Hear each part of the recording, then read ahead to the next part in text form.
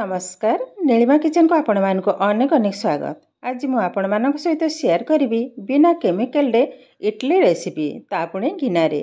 तेबे भिडियोटी को स्किप न करी संपूर्ण भिडियोटी देखंतु। आशा करूछि भिडियोटी आपण मानक बहुत पसंद आसीबो। तेबे चलंतु ना डेरी करिबानी आरंभ करिबा आजिर ए मजादार इडली रेसिपी। इडली तैयारी करिबा पई मो गोटे बाउल रे गोटे कप बिरि डाली को पानी रे भिजै रखिथिली 2 रु 3 घंटा पई। आउ बिरिटा भी भल भाव में बतुरई जाइए आ फुली जाइए। देखो यह भल भाव में 2-3 थर आउ थे धोई नवा साइड कर नवा।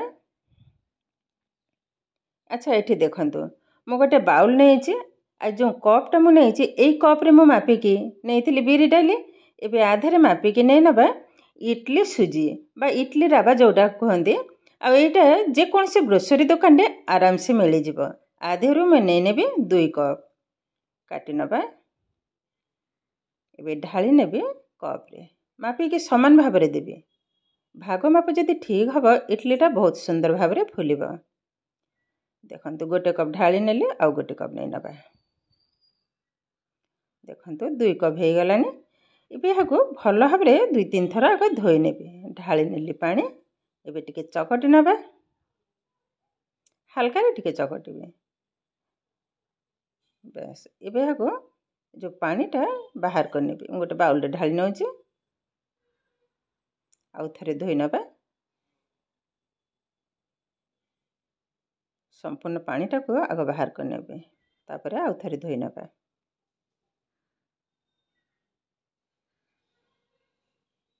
एबे देखंतु यह को मत धोई नहीं एबे बिरि डालटा को बाटी नवा। एबे गोटे मिक्सिंग जार रे दे दबा एकाथरे सब जाक बटा हमर रेडी हो जाबो। बिरि नहीं नेबी अल्प टिके पानी साहाय्य रे याको एकदम चिकन भाव में बाटी नवा।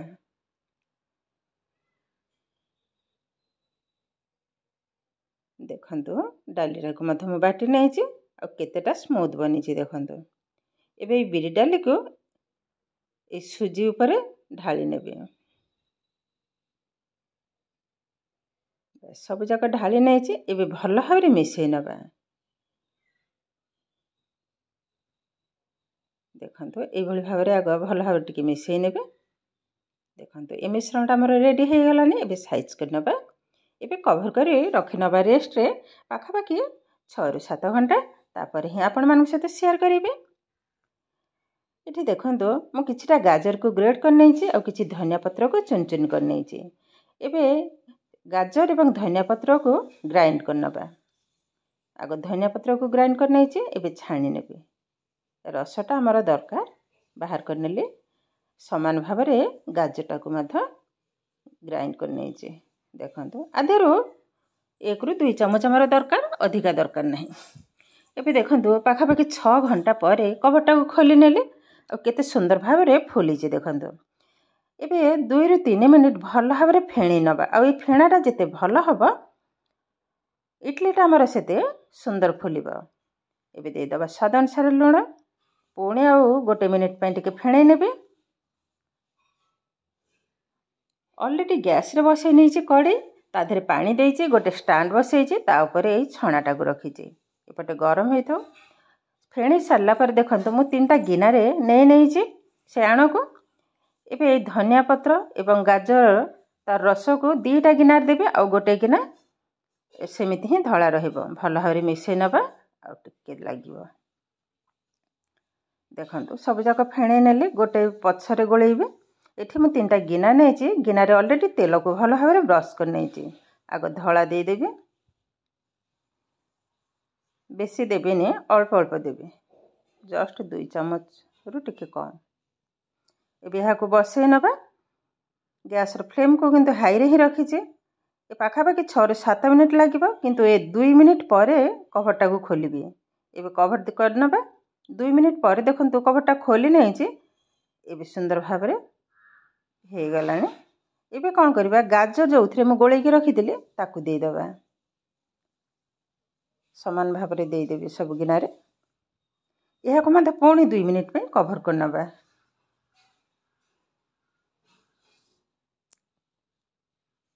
दुई मिनिट पर पुणी कवरटा को खोली नौची। देखो केते सुंदर भाव में फुली लास्ट देदेबा। ये जो धनिया पत्र गोलिक रखिथिबा जो बेटरटा ताकू दे देबे। एभली कभर कर नबा 3 ରୁ 4 मिनिट मतलब सिझिबा पर्यंत।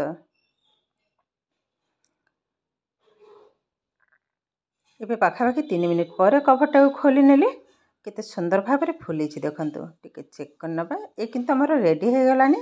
एबे गैस टा को बंद कर नै जे एवं सब जाक गिना को बाहर कर नै जे। आ ये भी हल्का ठंडा हे गलानी। देखंतु बहुत सुंदर देखा हो जे। एबे गोटे छुरी साहाय्य रे ए गिनार चारिकड़ जाक टिके काटी नबा बाहरिबा को सुविधा हबा। बस देखंतु केते आराम रे बाहरी गलानी। आ केते सुंदर भाव रे फुली जी। आर येटा भी देखंतु डिजाइनटा भी केते सुंदर देखा हो जी। बहुत सुंदर देखा हो जी। और बास्नाटा भी बहुत सुंदर आसुची।